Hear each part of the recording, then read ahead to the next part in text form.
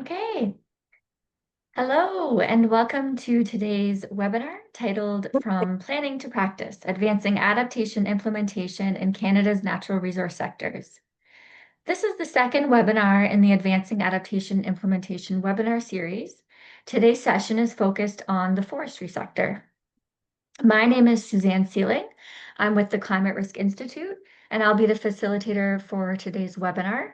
I would like to take a moment to acknowledge that I live and work on the traditional lands of the Adaptation, Anishinaabeg, and Wanapate First Nations within the Robinson-Huron Treaty Territory. I honor the enduring presence of Indigenous peoples on this land and their continued stewardship of it. For today's webinar, I have my colleague and partner, Charmin, who will provide support. Charmin and I will be available during the webinar if you run into audio or technical issues. To ask us a question, open the chat box, use the drop-down arrow, and locate our names to send us a private message. There is a dedicated Q&A session during the webinar, but that doesn't mean you have to hold your questions until then. Please feel free to type them out during the presentation into the chat box.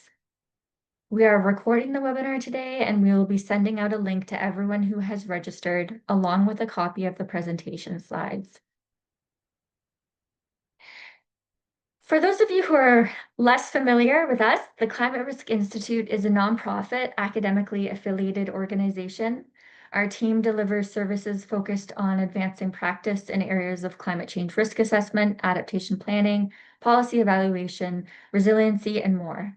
We run programs and develop and coordinate projects to mobilize knowledge, improve capacity, and increase climate resilience across different sectors and regions of Canada. We work closely with many partners across the country and internationally and leverage the knowledge and skills of a strong group of associates.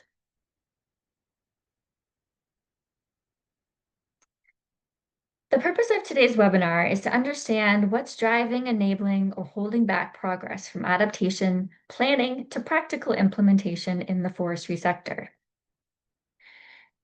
We have a busy but exciting agenda, so we'll kick off with a welcome, background, and audience warm-up, followed by our guest speaker, co-founder of Firebird Research, who will introduce Firebird, an AI-powered wildfire prediction platform that combines satellite imagery and meteorological data to support proactive forest and community protection. CRI will then present the Implementation Insights project, which is what's really driving this webinar series. We will highlight early findings on key drivers, enablers, and barriers shaping adaptation in the forestry sector. We'll then move into an interactive breakout discussion and reflect on participants' experiences with implementation in forestry.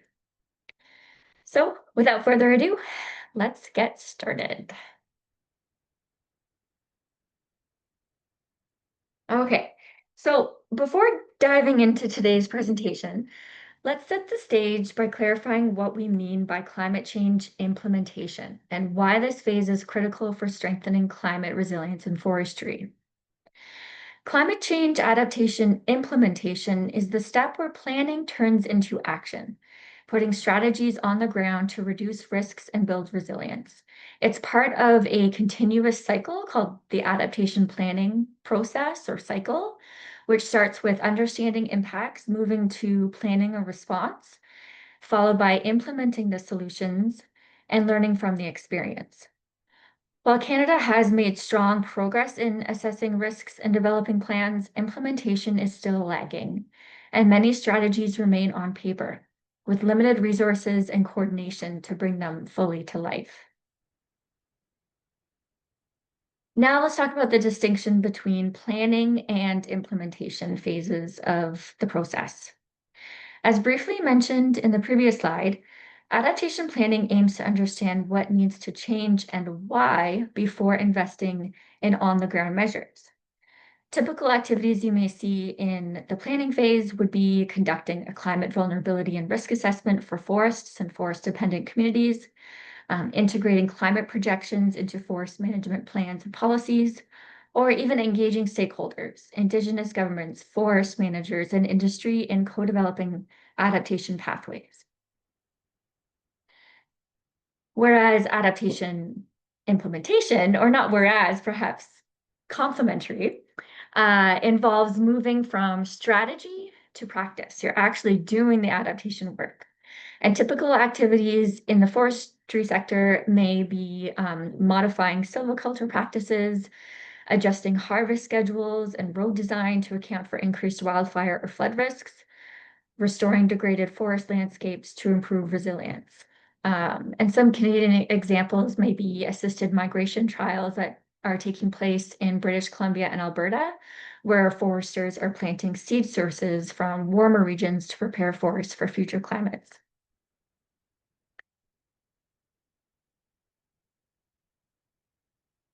Okay, so why is implementation important in the forestry sector? Well, like I said, it's about moving beyond plans and assessments. It's where we actually start to reduce risks and build resilience. For Canada, this is especially critical because our forests are both economically vital and ecologically vulnerable to changing climate. For their forests are on the front lines of climate change impacts. Canada's forests are experiencing rising temperatures, drier conditions, and more frequent wildfire pests and extreme weather events. These changes threaten forest health, biodiversity, and carbon storage, as well as the communities and industries that depend on them. So implementing adaptation would help to reduce the severity of these impacts now, not just prepare them for later. Implementation also helps protect a key economic sector. So the forestry sector contributes billions to Canada's GDP and sustains hundreds of rural and Indigenous communities. Implementation ensures that forest operations, supply chains, and infrastructure remain viable and cost-effective as conditions change. Without practical adaptation, companies, especially small and medium-sized enterprises, face increased risks from fires, floods, and shifting growing seasons. Also, implementation turns climate data and plans into tangible actions, such as assisted migration, adaptive silviculture, and resilient infrastructure. These efforts help maintain ecosystem services like water regulation, carbon sequestration, and wildlife habitat. It's also about safeguarding Canada's commitment to sustainable forest management and climate change mitigation. Okay, so that's my little warm up to our topic. I have a few questions for the audience to get us familiar with each other a little bit. Okay, so question one, what's your current climate adaptation weather? Sunny, things are looking good. Cloudy, making progress but with challenges. Stormy, facing major barriers. Or clearing skies, there's hope on the horizon.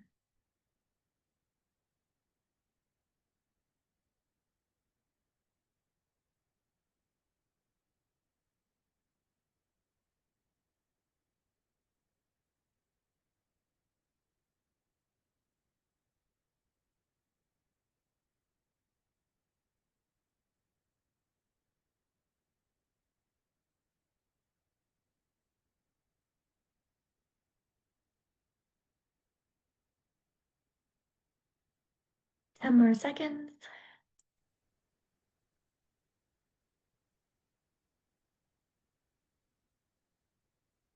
Okay, so more than half of you consider it cloudy, making progress but with challenges. You've come to the right place to air your grievances. Let's do our next poll. Oops, sorry.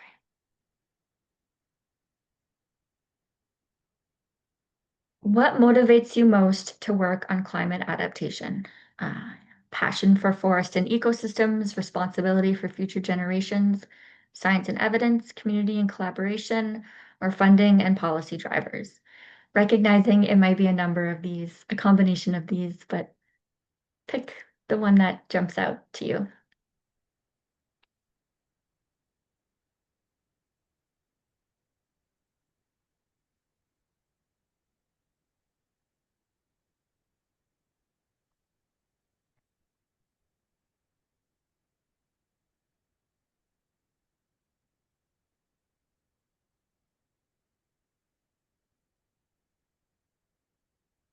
In 10 more seconds. Okay.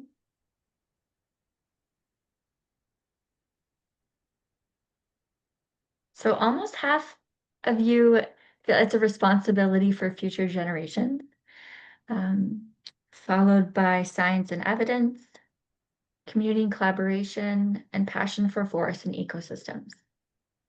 Interesting.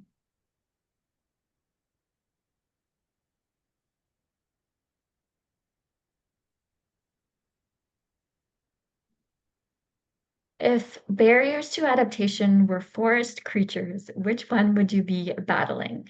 The slow turtle, institutional inertia, the wise but wary owl, risk aversion, the prickly hedgehog, conflicting priorities, the slippery snake, policy uncertainty, or the big elephant, funding gap.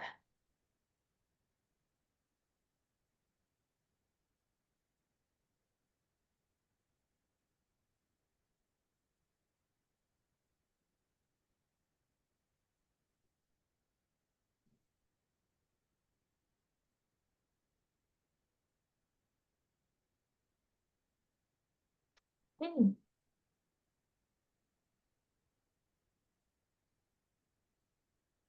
Okay, the prickly hedgehog, conflicting priorities.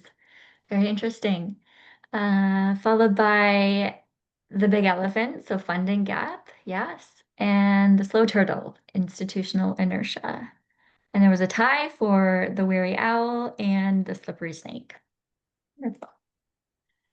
And the final question that we have, when you think of a successful adaptation project, the secret ingredient is partnership, creativity, persistence, or funding. Not an exhaustive list, that's for sure.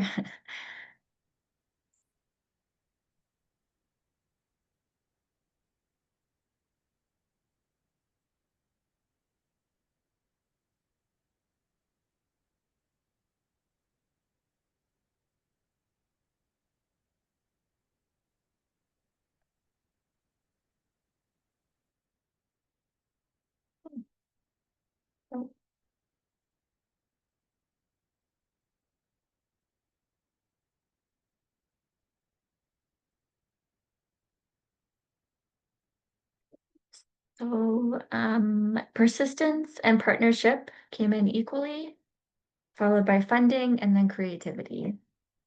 Great. Excellent. And if you would like to elaborate on any of your answers, feel free to use the chat box.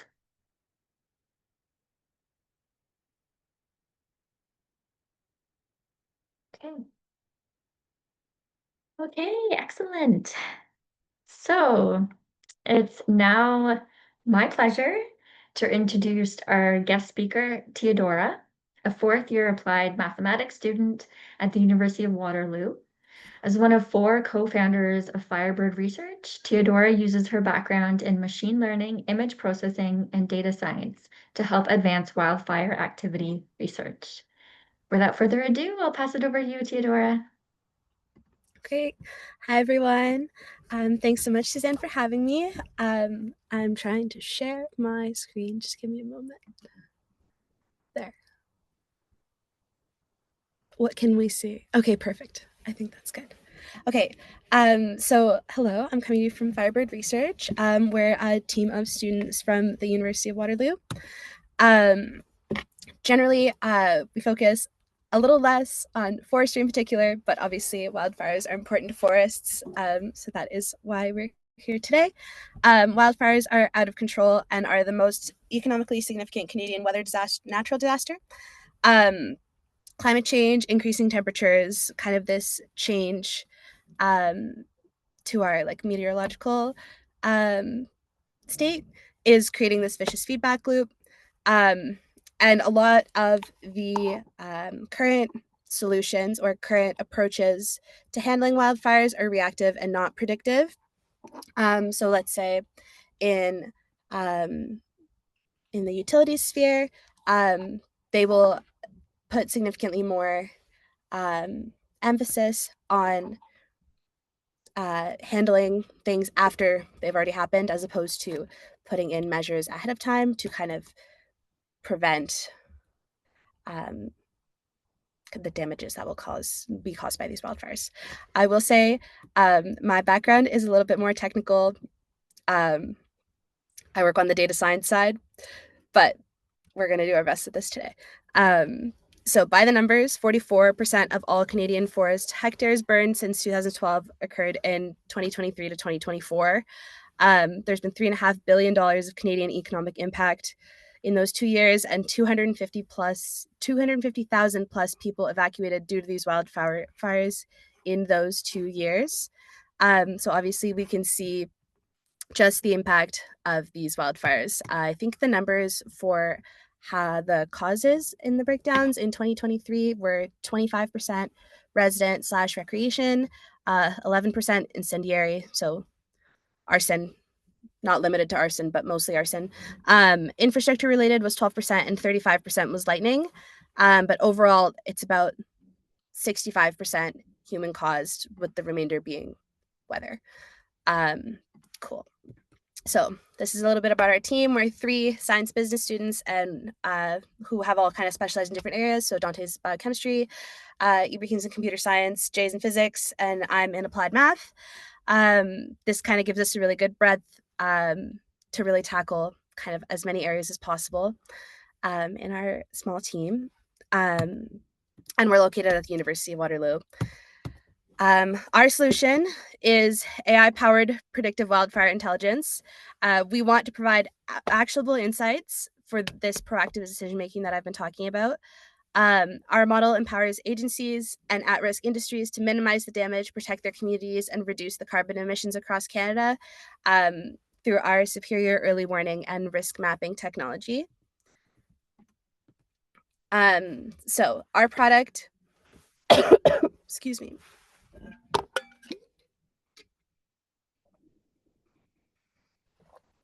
was geared towards building a versatile risk map that includes ignition risk and also spread modeling. The spread modeling is more in development right now. We've been focusing mostly on ignition.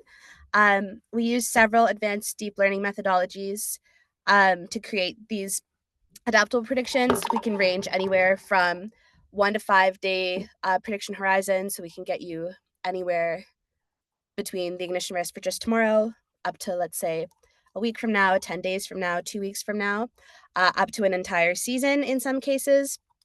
Our spatial resolution for ignition is 10 kilometers squared. We're working on improving that, but that's one of the things we'll talk about, or I'll talk about.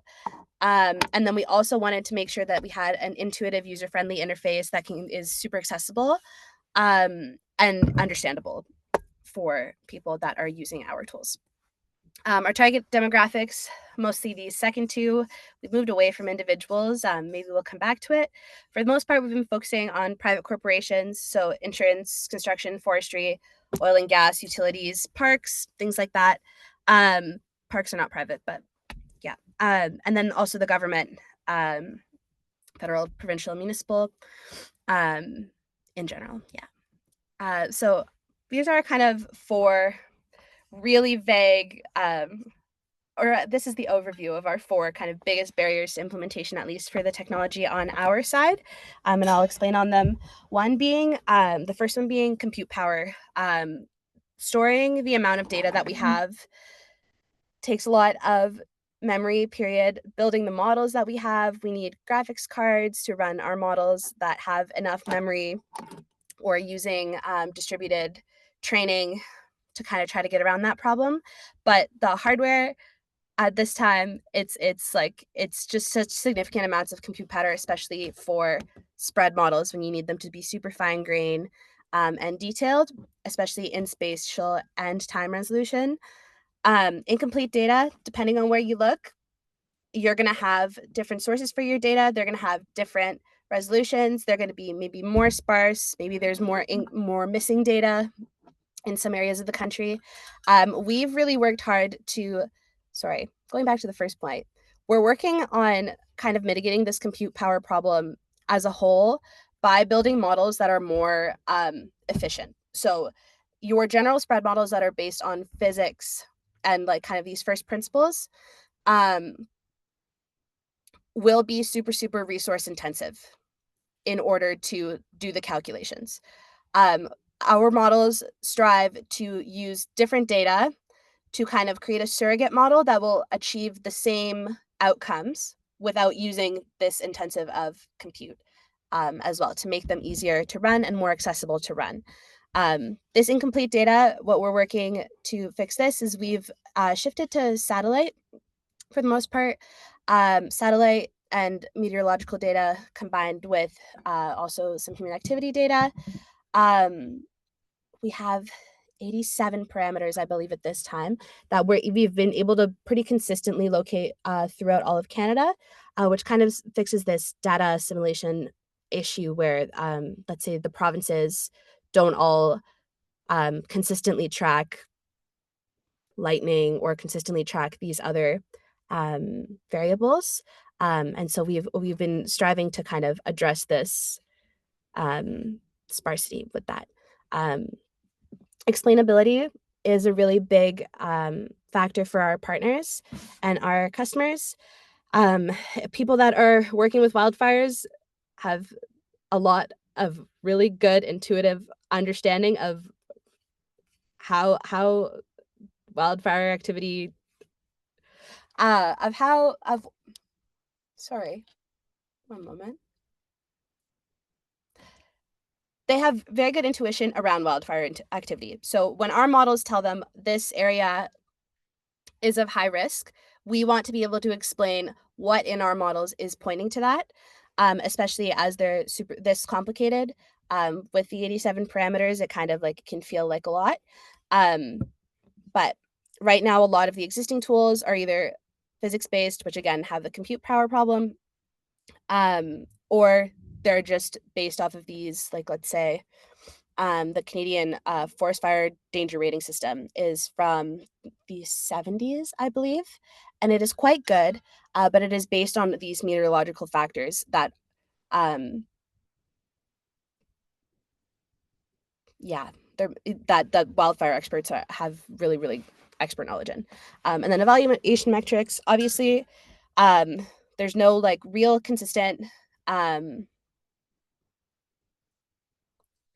like when we evaluate our models, we have to be able to communicate how well they're performing to the people that are using them. So when I tell you that this area has a risk score of 0.6, maybe that doesn't mean anything.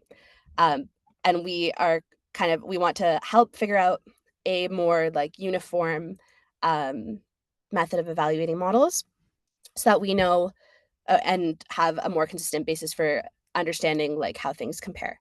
And also, as a lot of these industries are pretty risk averse, we want to be very clear about like what the uncertainties are and quantifying those metrics. This is obviously not limited to these four. These are the four that I've kind of found in my work so far. Why we're different, I kind of went over these. We ensemble satellite and ground data from open and private government sources. We've collected 20 plus years of this robust Canadian data across dozens of wildfire parameters, and we have been using novel deep learning approaches at the industrial level. Right now, our proof of concept is functional for Alberta. We're working on expanding to BC, Manitoba, Saskatchewan, and Ontario right now. But yeah, our focus is being on Canada-wide for this upcoming fire season. So this is our little catch line, ready to enhance wildfire preparedness, and we want to protect tomorrow today. That's the end of my kind of what I had prepared, but I'm happy to answer questions. Thanks, Teodora. That was excellent. So we do have some time now to answer any questions. Feel free to enter them in the chat box, or you can raise your hand and unmute your mic and just using your voice.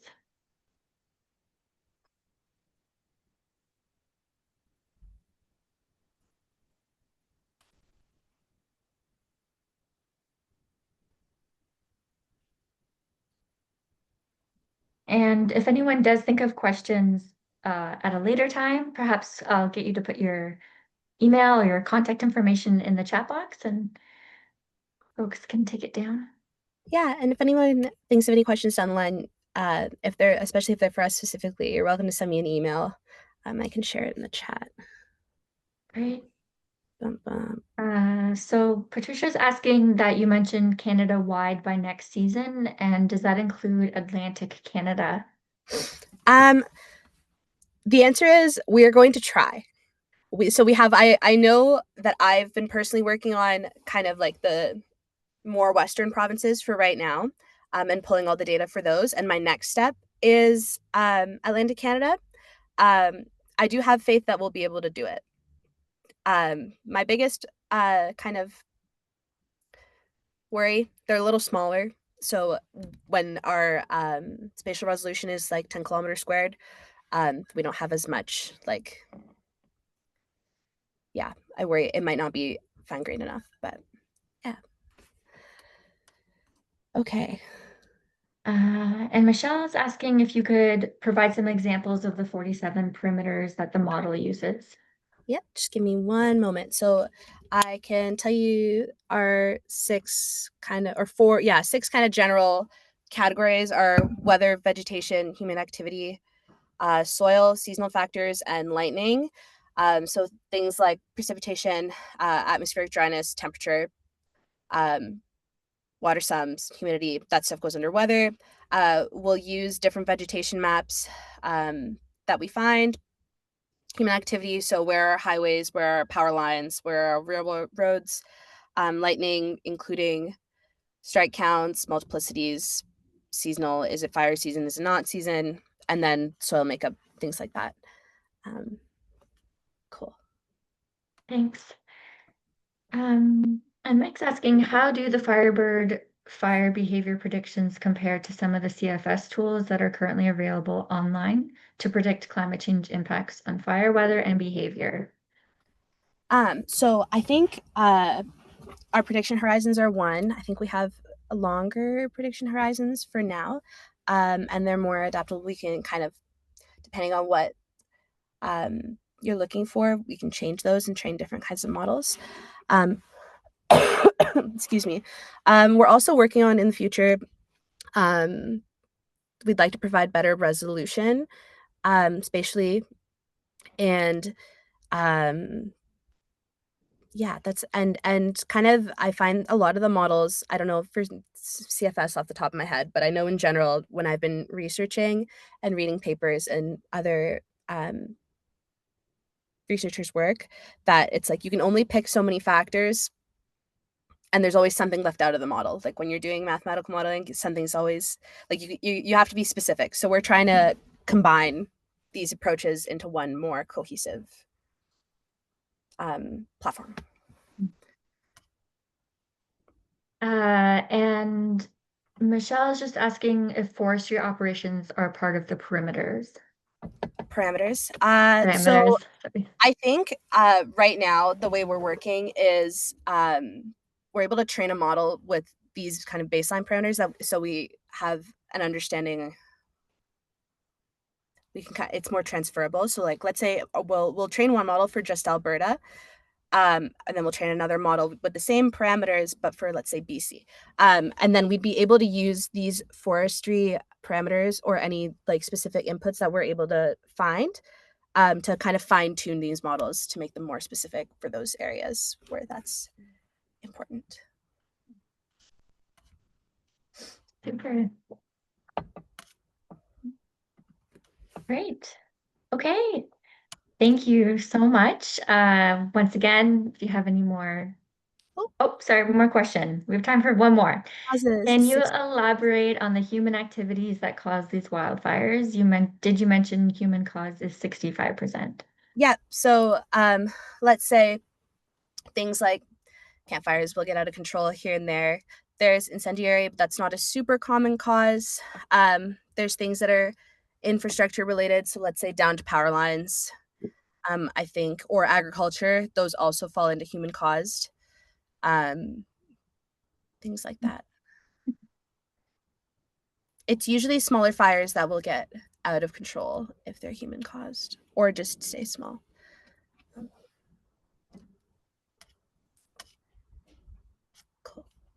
Great. Okay, Thank you. excellent. Yeah, drop your email address in the chat, and if anyone has additional questions, they can send you an email. Perfect. Perfect. My email is in the chat now, so you should be able to find it. Great. All right, so let's keep moving along here.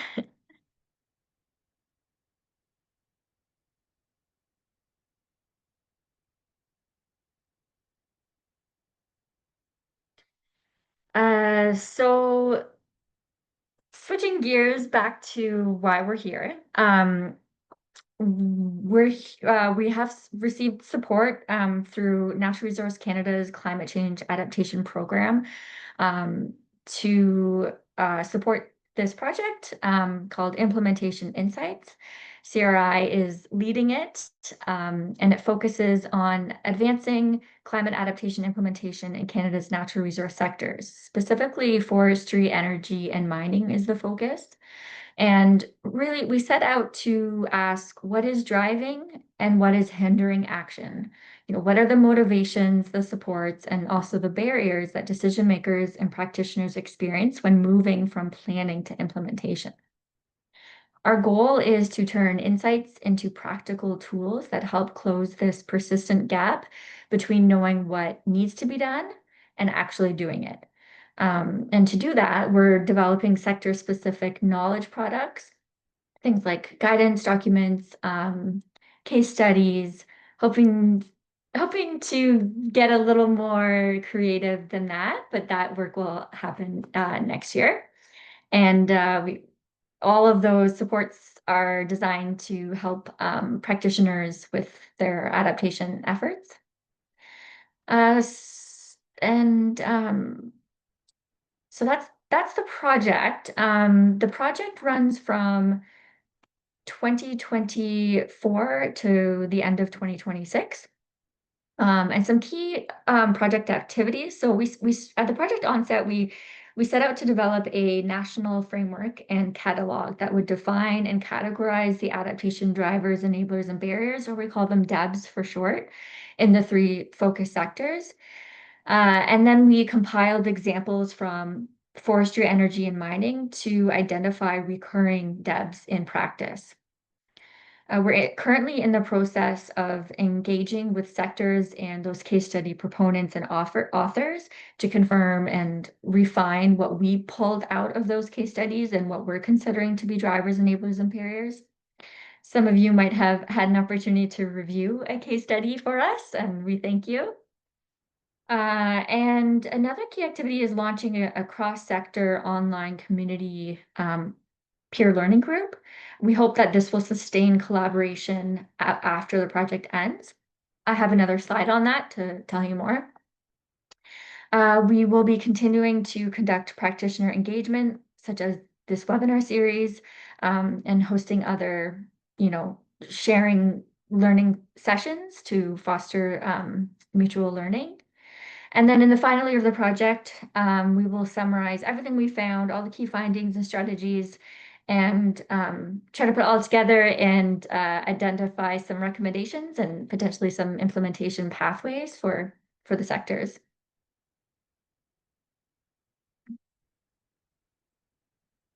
And as I mentioned, one of the key outputs of the project is a free online peer learning community called Advancing Adaptation Implementation in Natural Resource Sectors.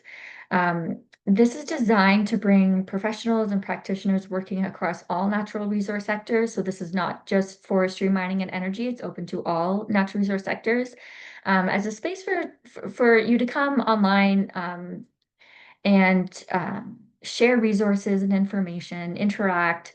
We have a forum so you can post topics, ask questions. And then, of course, we host events such as this one.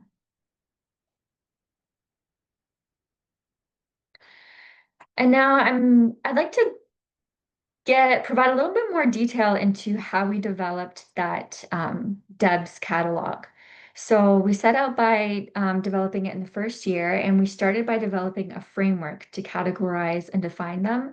We undertook a comprehensive literature review, which we will be repeating in again to see if there's any new literature that's come out since. This is a relatively newer topic. And the framework considered different types and categories, so institutional, financial, technical governance, and it also links to different types of adaptation and their influences, so like physical measures or management practices. And we also tried to document contextual details, things like equity considerations or maladaptation practices. And then what we did was identified, analyzed, and compiled a list of 30 adaptation initiatives or case studies from across the three sectors. And we reviewed them and essentially teased out what we considered to be drivers, enablers, and barriers within each of those case studies. And then that is what forms the catalog of adaptation, implementation, drivers, enablers, and barriers.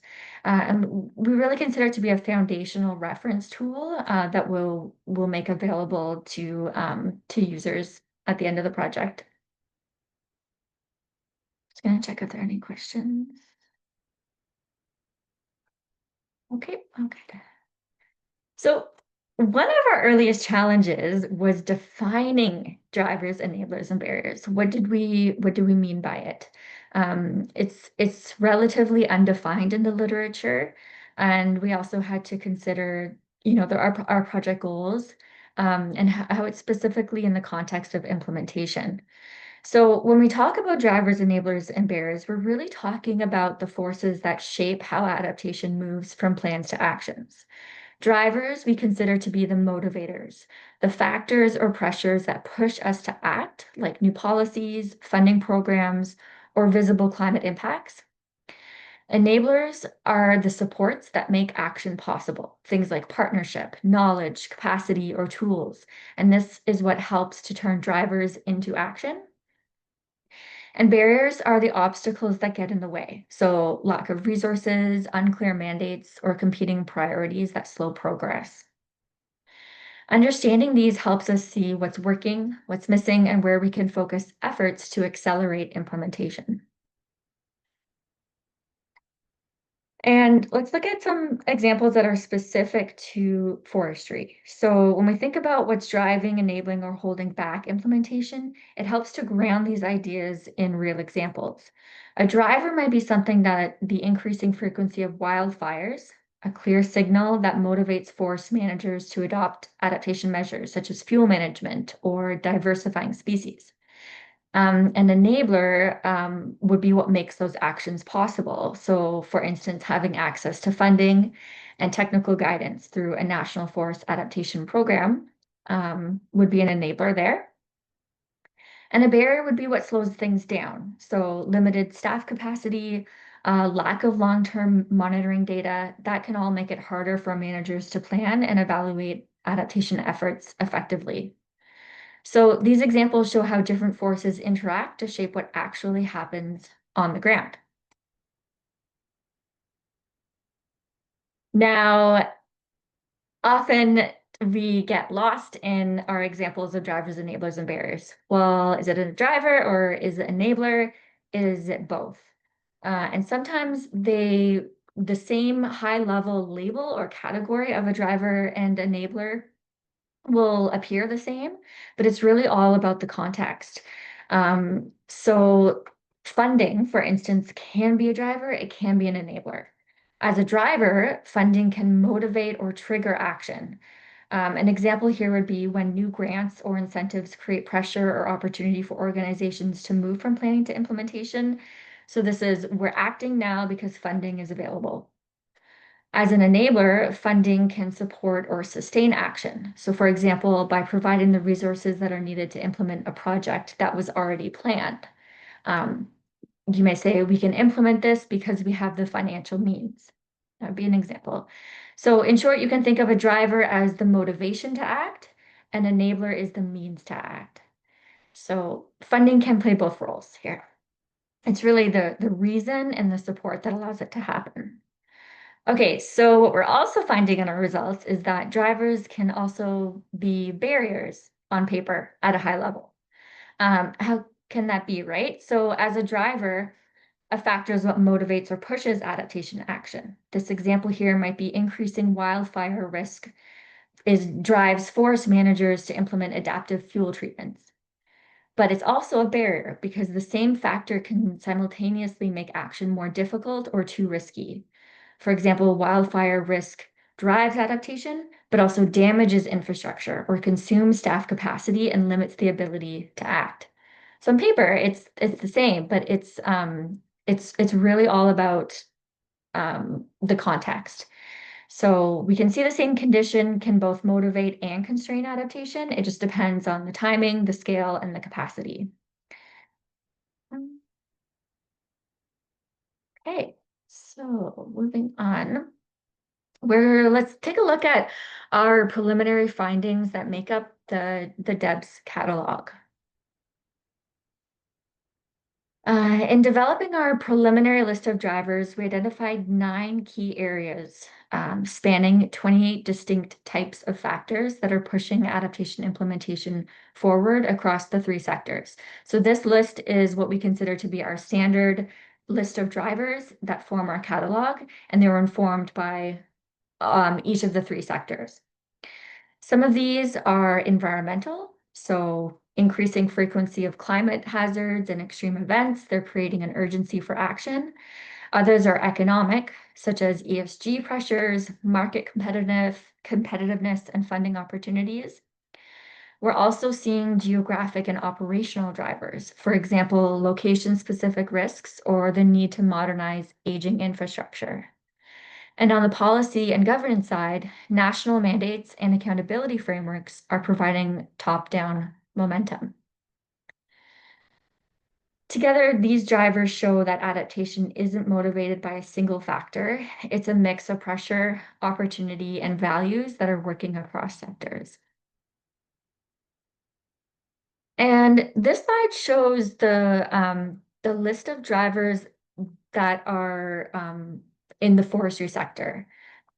So these are the most common ones that we found for forestry from the 10 case studies. So climatic and environmental was the most commonly cited driver. And I've provided a example there from one of our case studies. So the Toronto Tree Canopy and Waterfront Project.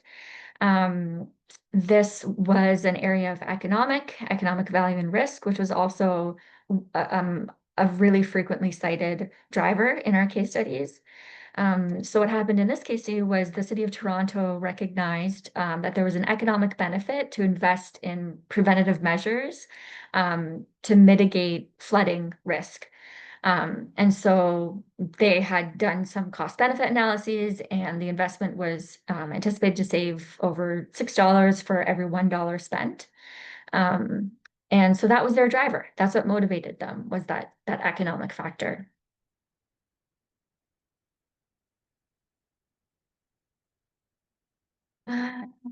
Okay, and then so for enablers, when we look at what makes adaptation implementation possible, we identified 6 key areas and 22 types of enablers that help to create the right conditions for actions across the 3 sectors. So again, this is our standard list of enablers from the catalog. I'll point out that our list is not going to look like this at the end of next year. We have surveys that are open, and the results of our engagement sessions like this one are going to change this list. So it's your input, your own experiences, and what you share is going to directly shape this list, and then ultimately what recommendations that we put together and the support tools. So I can't stress enough how valuable we consider your time and your contributions. So yeah, I can move on fast. That's fine. So enablers in the forestry sector, people, culture, and collaboration were commonly cited. And so that would be, for example, capacity. So internal capacity, say there's staff members who have knowledge and expertise in climate change adaptation. And of course, financial resources. So like sustained funding, incentives, climate resilient investment tools, those all came out from the case studies for turning plans into projects.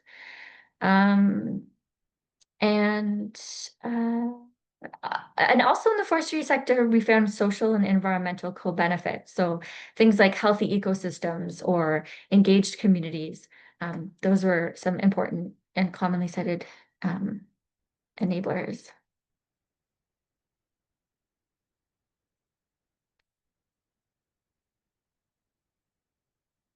Okay.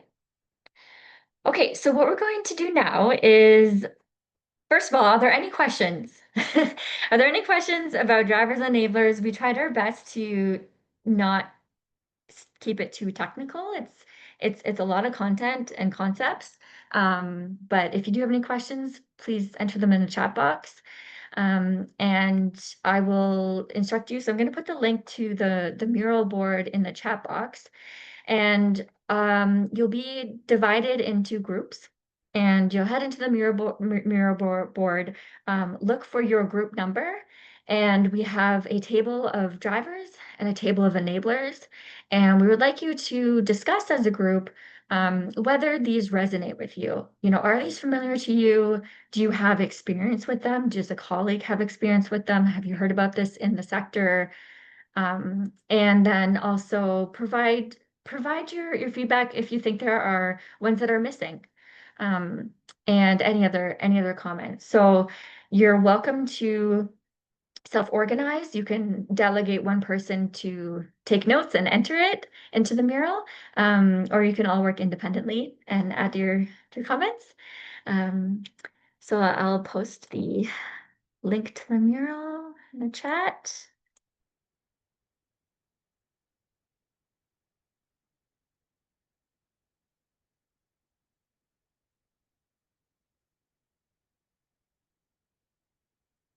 Okay. And I will divide you into your groups, and then you'll receive a request to join a breakout group. Hi, everyone. Welcome back. I got really into the group that I was in, so I lost track of time and notifying all of you. So I hope that wasn't too jarring to come back. So I'd love to hear a couple of maybe takeaways, or what do you hear from others in your group about drivers and enablers? And then I'll go over a couple slides on barriers, and then we'll jump back into the breakout rooms with different individuals, and we'll do the same exercise for barriers. Is anybody keen to share what they discussed in their group about drivers or enablers?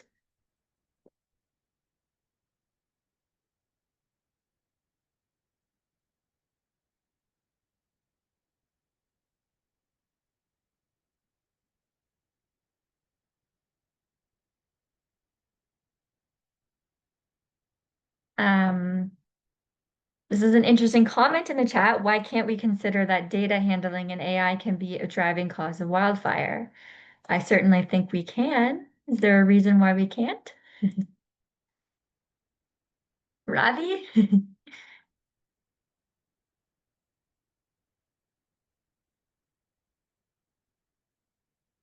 Might have lost some folks too. Okay. So in our group, we discussed, there were observations about heat waves, and in particular how the role of the media and topics that are a bit more like politically driven are acting as motivators.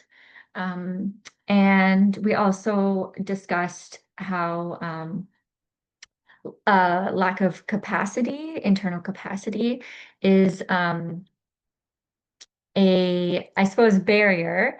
Um, but to overcome that, they're working to defer access to expertise and trying to sort of calibrate the capacity with the actual means in order to keep moving forward. And another observation too for drivers was cost to customers.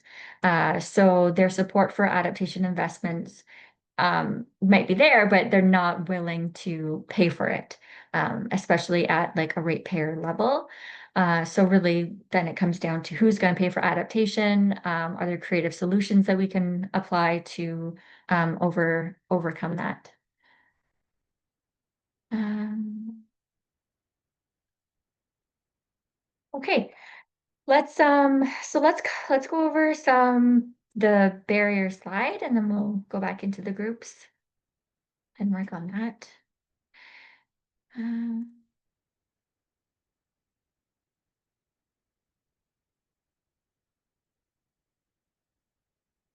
Um, all right. So on the other side of drivers and enablers, we identified 31 distinct barriers that are holding back implementation in the three sectors. Some are environmental, so like increasing climate hazards, sort of going back to what I said about the driver being a climate impact can also be a barrier. So degraded ecosystems is a highly common cited barrier. Also, uncertainty about long-term impacts that make it hard to plan and act confidently. There's in forestry in particular, geographic and biophysical constraints. So remote or rugged terrain, uneven regional capacity, that limits what is feasible on the ground. We also identified economic and financial barriers, as you can imagine, so high upfront costs, short-term funding cycles, and limited investment. These all continue to be major challenges. So do infrastructure and technical limitations. So outdated systems and complex engineering needs tend to slow upgrades. At the organizational level, we observed limited capacity and expertise, and then combined with social and cultural barriers like low awareness or limited inclusion, this further reduces momentum. Uh, Another one is external disruptions. So these are things like COVID-19 or the economic downturns during a competing crisis. These can all derail adaptation priorities altogether.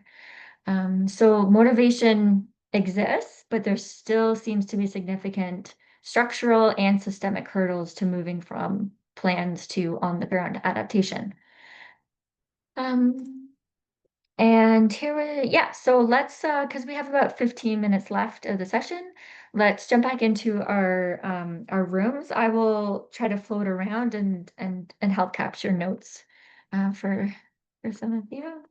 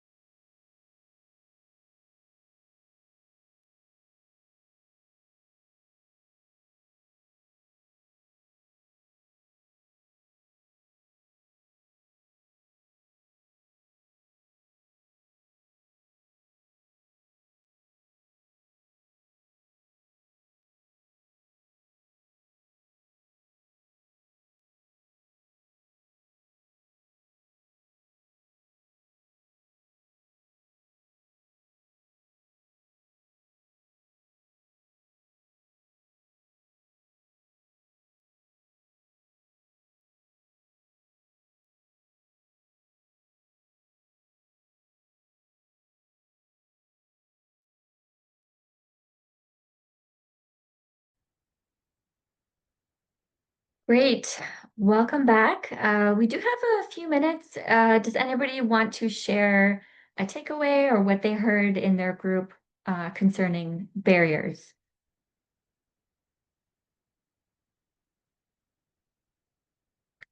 You can just go ahead and raise your hand, or you can enter your comment in the chat box.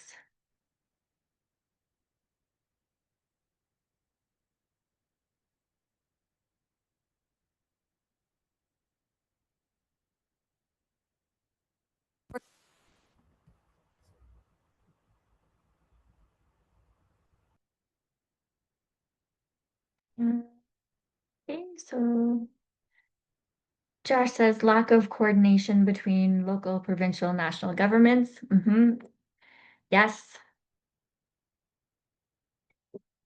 Sometimes we hear lack of coordination within those levels as well. So within local departments, not talking to other departments and so forth. Thanks for that. Any others?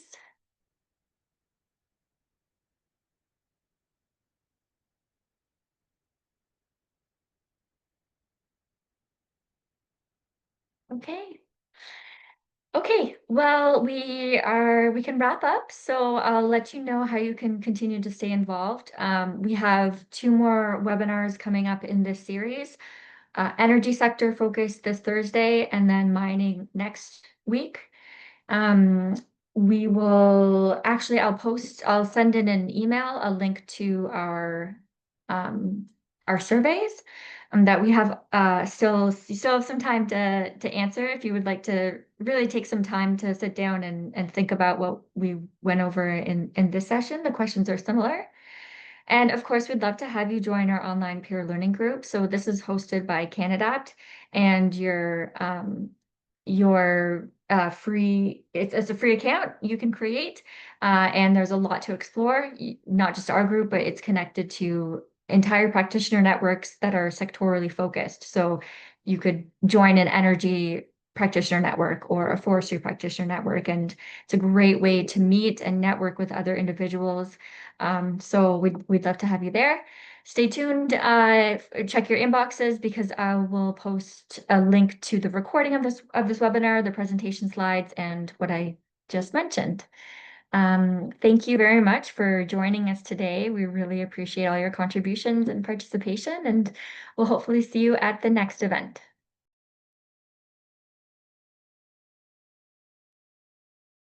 Thank you. Thank you so much. Thanks for putting this together, and I look forward to getting the recordings. Thank you. No problem.